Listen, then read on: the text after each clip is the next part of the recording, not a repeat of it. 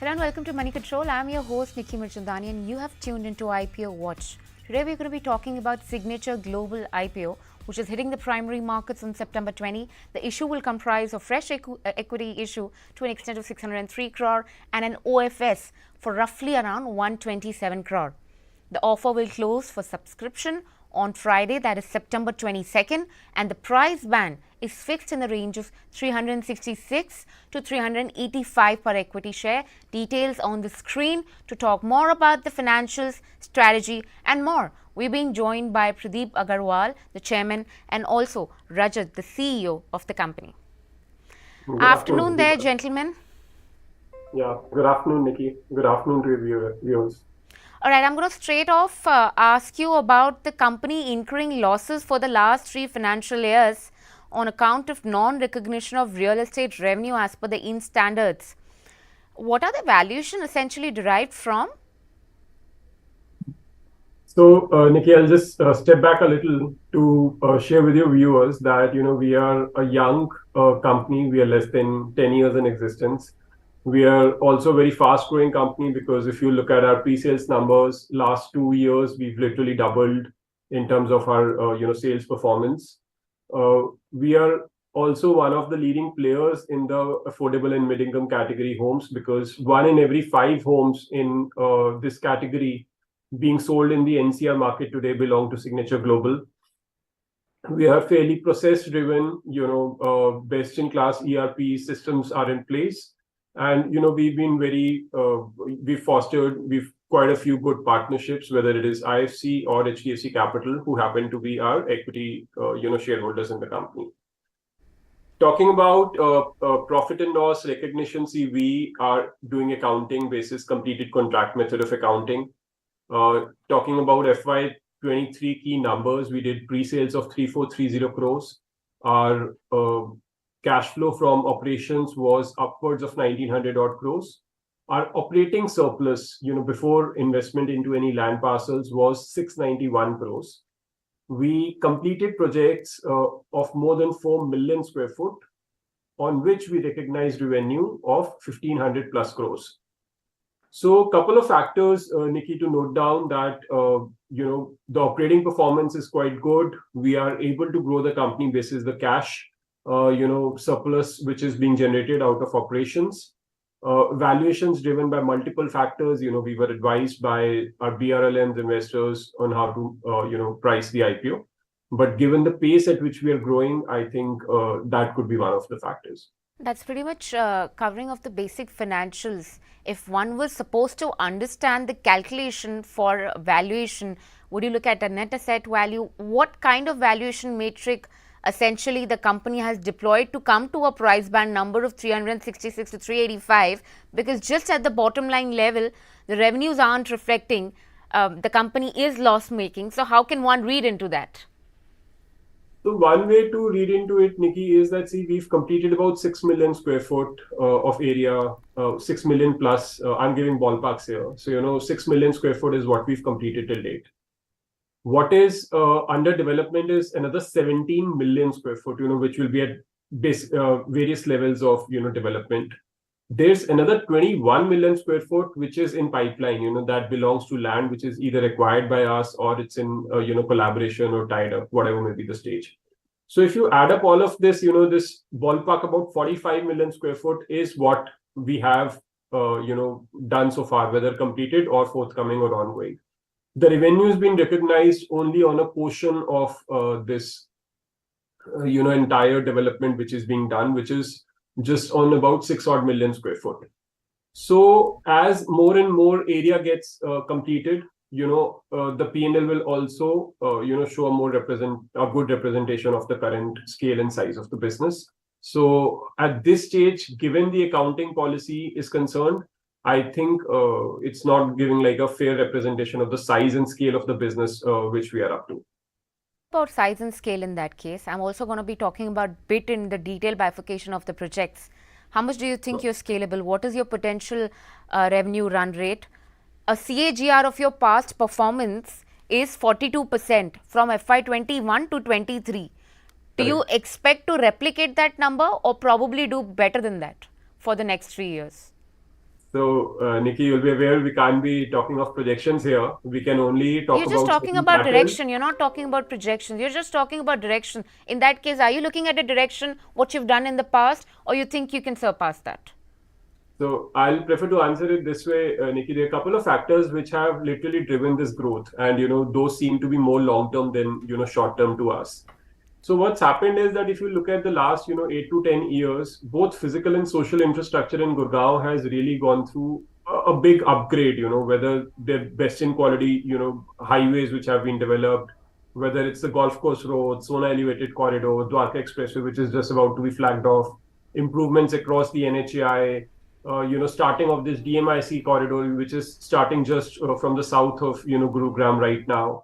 Or it's to do with social infrastructure, schools, healthcare, retail areas, etc., F&B areas, so all of these have gone through a tremendous upgrade. While this has got upgraded, the housing stock in the entire city did not, get enhanced to the extent, people have been moving, from other parts of the country into Gurgaon. That has led to, a spike in price as well as a very strong demand for homes. This demand is happening, Nikki, across the, spectrum, whether it's affordable homes, mid-income homes, or even the premium homes, which we don't do. So across the spectrum, there is a lot of demand. We feel the sector is it's a supply constraint situation. We are doing, let's say, a certain number of homes in a year, whether they are, 4, 5, 6,000 odd homes, which we are doing. And there are, other players, at least in the mid-income segment, I could say that there are, quite a few smaller players, who are operating. So the supply being created by the entire industry as a whole is only a fraction of the kind of demand which we are seeing in the market. So, we feel the supply constraint situation is going to continue because best of our understanding on the kind of market supply, it's not going to meet the demand, and hence we are fairly positive on the future, growth pattern. You still didn't answer my question directionally too. In that case, are you looking at the same direction and the speed at which you've grown? So direction is going to be the same. Speed will get, I want to put numbers, so I'll probably prefer not to answer on the speed, but yes, directionally it's going to be the same. Also, I would like to point out what we've already disclosed in the offer document. There is another 21 million square foot, which we are, going to be launching in the foreseeable future. We've also talked about the fact that, we'll prefer to do affordable and mid-income space, and we'll prefer to stick to our core geography. And we've created this kind of, supply, which is at various stages, of being launched. So, that supply pattern will help us to achieve the direction we're talking about. All right. So 42% is what the company has clocked in terms of the revenue CAGR in this last 3 years, perhaps looking at the same direction. But let's talk more about your projects. Could you give us a bifurcation of how much have been booked but yet not started but not completed but yet not recognized? Give a breakup on that one, please. It's a bit of math there. So there's about 17 odd million square foot which is under development. Bulk of these projects would have already been launched and sold. Majority of that inventory would have already been sold. And, one of the basic fundamentals, Nikki, which we apply in our business is that we buy land to the extent we feel, we can put to use within certain foreseeable future. We do not buy from any speculative reasons or for the fact that, we want to land bank for a, longer span of time. So out of the 17 million square foot, about 11 million is in the mid-income category and about 6 odd million is in the affordable category. A lot of these projects are getting completed, are at advanced stages of completion, and as they'll be getting completed, those numbers will show up in the profit and loss account. Also, in the previous year, we displayed about 30% profitability on the mid-income segment, which was higher by about 6 percentage points of gross profits, which we showed in the affordable category. Till the previous year, bulk of our recognition has happened on the affordable category. But starting 2020, when we started doing mid-income homes, a lot of our mid-income homes in the Gurgaon and Sona region, my bad on that. Our share of mid-income homes has grown. So this 17 million square foot recognition, which is yet to hit the accounts, almost 2/3 of that, or almost, like, to be precise, 11 million out of that is in the mid-income and, retail shops, which we do category. So even that will have like a positive impact on the profitability side. Sure, I'm going to perhaps talk a little more in detail about your strategy in terms of affordable, in terms of mid-cap, mid-income, in terms of for perhaps the luxury segment. But let's actually understand the ongoing projects as per the RHP. It gives a number of 12 and a saleable area number. When are these, beg your pardon, 29? When are these 29 projects expected to be completed and reflect on your financials? So, Nikki, I'm sure it's going to be in batches, but in which financial year do you see maximum? Let's put it that way. So it will be spread all across, FY 24, 25 and 26 will see almost all, if maybe one or two, I'm not sure, but, all of these projects are getting completed by FY 26. We've even shared, expected completion timelines of these projects in our offer document, but it's kind of, spread across the next 3 years. Okay. So 12 of them are completely completed at this point of time. How much of that revenue recognition has happened for these 12 projects? That number we can pull out and share. Last year, we recognized about 1,500 odd crores of top line, on which we, showed a gross profit of about 400 plus crores and an adjusted EBITDA of about, 200 plus crores. Adjustment was only to the account of finance charges. This 1,500 crores for how many projects? It was about 4+ million square foot of development, the number of projects I can, check. In terms of number of projects, would it be 4, 5 projects? Kind of, 5 or 6 projects.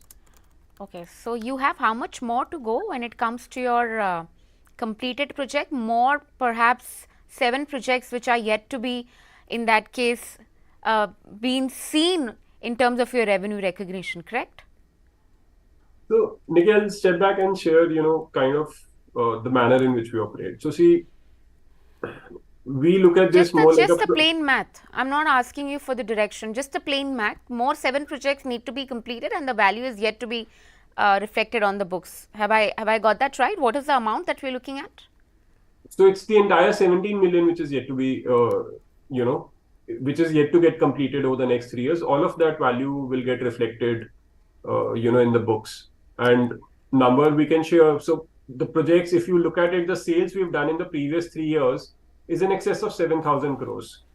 I would say that, a bulk of these projects which are yet to get completed, are falling in that category. So it would be upwards of 7,000 crores of, recognition which is yet to hit the accounts. Okay, so upward of 7,000 crore of recognition yet to hit the accounts in the next 3 years. Yes. Okay, let's talk about your debt to equity. Since we've got away with this now, let's understand, since the company is, it intends to utilize the proceeds essentially for also debt repayment purpose. What's the ratio right now? What's the comfort that you're working with? And post this IPO, how much will the ratio stand at? So, the way, Nikki, we work is we look at the operating surplus which we are creating vis-a-vis the kind of, debt levels we work with. This is irrespective of this, public offering. That's the metric which we are very carefully, have been looking at over the previous years. So, for instance, in FY 23 or as of 31st March 2023, our net debt number stood at 1,100 crores. Whereas if you look at the operating surplus for that particular year, which was before any investment into land, was 691 crores. So we compare these two numbers very carefully over a span of time. We are cautious not to, create leverage just for buying more and more land. This out of the current proceeds, we are utilizing about 432 crores for debt reduction. So net debt was at about 1,100 odd crores as of 31st of March. The number should be a little lower as of today, but it will get further reduced by 430 crores. So that is coming significantly it's getting reduced, post the issuance. What is the debt to EBITDA level post the issuance, please? See, EBITDA again will, I think let's look at operating surplus, because EBITDA will pull us into that, accounting side of the things. Okay. So we had an operating surplus of 691 crores before investment into land. So the ratios that you're comfortable with? 1:2 was the ratio if you look at net debt to operating surplus. It's below that. We are very comfortable on our entire leverage position. And we feel so that's not one of the reasons, primary reasons for taking the company public. It's more better recognition is a better way to look at it. But we are very comfortable with our current leverage position. Okay, so if debt repayment isn't really a concern, so the concern is, or perhaps the ambition is growth and scalability, let's talk about your strategy in that case. First, let's talk about the company essentially is an affordable housing segment, mid-house segment, mid-income segment too. Please, can you highlight the fact that is the company thinking of getting into the premium side of the business because the margins probably look more lucrative and the demand seems to be picking up for that segment, or the strategy will remain as is for the company? So our strategy is to stick to, primarily mid-income segment. We'll also keep doing affordable homes, but the strategy is to first focus most on the mid-income category. We feel there is so much demand in this segment that, it tends to be non-cyclical in nature. So our focus will continue to remain in mid-income, segment in the foreseeable future. We do not plan to enter into any premium category homes. IRR difference between a mid-income segment that the company has scaled up to the projects under that as compared to the affordable housing? Sorry, could you come again? Just the margin profile essentially Yeah. of your mid-income versus affordable. Where is more margin technically, where the margins are more lucrative? Mid-income has higher margins. By what difference? Could you just give a split? So as of FY23, I'll have to give some context while giving these numbers. So as of for the financial year 2023, project level margins of gross profit, if I may so say, was about 24% in the affordable category. If you look at the mid-income homes and, where we completed these homes, is effectively one of the first of our projects in the Gurugram Sona region in mid-income homes was back in 2020, wherein we launched certain independent floors in Sona, which was around 4,500 to 4,700 rupees in terms of price at that point in time. So we completed those projects and, we recognized a gross profit of about 30 odd % on those projects. Post 2020, the market seen a reasonable upswing. Any product which we've been selling between these last 3 years would have comfortably gone up about 20 to 25%, which means that our gross profit margins have improved over the years, especially on the projects which are yet under completion. But just to put to answer to your question exactly, FY23 affordable 24% and mid-income was 30% in terms of gross profits. And you're not planning to get into the premium side of the business, right? Not at all. Okay. What's the strategy there? Why is the company not interested typically within that market? So we've created a very strong brand in the mid-income category. We feel there is a lot of demand. The demand is to the tune that, we've been unable to meet because, every time we've been launching projects, they've been getting absorbed at a very fast pace. Our idea is to give very high quality homes, and from a customer, our customer perspective, what customers like us to do most is homes, let's say in affordable or mid-income. So, we'll prefer to stick to that strategy. We are not getting lured by, higher margins, than in premium segment. Our idea is to, keep working with larger scale, increase our reach out to a lot of customers, do a lot of homes. And, we are fairly good in managing volumes through very good processes which are there in the company. And our belief is that, mid-income segment or affordable segment in India has, is non-cyclical and has a lot of unmet demand. So, we feel this is a much more sort of stable business. So we'll prefer to stick to it. Rajat ji, would you want to add in? I also have a question for you in that case. Yes. Just to understand रजत जी, आप pan India player बनने की सोच रहे हैं कि आप सिर्फ Delhi NCR तक ही रहेंगे? अगर आप एक्सपैंड करते हैं तो कितने पैसे लगेंगे? आप वो डेट से करेंगे कि आप इंटरनल कैश फ्लो से करेंगे? How are you looking at it? Rajat, I can add one more point. So अभी रजत ने बहुत, एक तो आप बहुत फास्ट बॉलर हैं. मैंने बहुत सारे इंटरव्यू किए. जो सिराज था कल, उसको भी आपने कहीं ना कहीं साइड लाइन कर दिया. It's it's a good thing. So the great thing is that कि अभी एक तो कंपनी जो है वो फोकसली अफोर्डेबल और मिड इनकम हाउसिंग में लगी हुई है. आपने पूछा कि क्यों लग्जरी सेगमेंट के अंदर नहीं जाना चाहते या क्या रीजन है उसके पीछे. So the thing is that कि हम लोग इस काम को इतनी बार कर चुके हैं मिड इनकम को, और यहाँ जो डिमांड है वो डिमांड को हम पूरा ही नहीं कर पा रहे. सप्लाई कंस्ट्रेंट सिचुएशन है. हम जितने भी प्रोडक्शन कर रहे हैं उस प्रोडक्शन से मल्टीपल टाइम डिमांड चल रही है. एंड एक हमारी स्ट्रेटजी और भी, हम फोकस्ड हैं ज्योग्राफी को लेके कि दिल्ली एनसीआर में काम करना है तो दिल्ली एनसीआर में कर रहे हैं. स्पेसिफिकली अगर गुरुग्राम और सब ऑफ द गुरुग्राम में काम करना है तो केवल वहां फोकस किया हुआ है. एंड एक नया ट्रेंड जो रिसेंटली देखने में मिला है कि काफी जो प्रॉपर्टी के प्राइसेस हैं दिल्ली में बढ़ गए हैं, तो उसकी वजह से लोगों ने गुरुग्राम की तरफ माइग्रेट होना शुरू हुआ है. एक तो जॉब जनरेशन बहुत ज्यादा है गुरुग्राम के अंदर. आप गुरुग्राम का जेनेसिस देखें तो गुरुग्राम में 250 से ज्यादा मल्टीनेशनल कंपनीज के ऑफिसेज हैं. ऑटोमोबाइल का ये हब है, आईटी का ये हब है. आप ये देखिए, हेल्थ केयर का सबसे बड़ा सेंटर है ये. आईबी स्कूल सबसे बेस्ट यहाँ पर हैं. तो इससे एक जॉब जनरेशन होता है. उससे जो घरों की डिमांड है वो बहुत ज्यादा बढ़ रही है. दूसरा, माइग्रेशन के बाद वो जो डिमांड है वो अनमैच्ड हो गई है, क्योंकि डेवलपर्स बहुत सारे, इतने ज्यादा जो ब्रांडेड डेवलपर हैं वो बहुत कम है. और खास करके हमारी वाली सेगमेंट की बात करें कि अफोर्डेबल मिड इनकम हाउसिंग की, तो बहुत बहुत कम डेवलपर इसके अंदर है. यही एक रीजन है कि हमारा फोकस इसी पर लगा हुआ है और आने वाले 3 से 5 साल में इसी पर फोकस रहने वाला है. Okay. Pradeep ji, sorry to get your name wrong in the first place. Apologies on that. But I'd like to understand more in terms of your strategy now seems to be limited. You said in NCR region, right? So I think finally the street would want to know whether when the company will turn profitable. आपके books में profits कभी दिखाई देगा? Because that's where बिल्कुल most of the real estate companies and infra companies take a hit. So when can right. that be expected?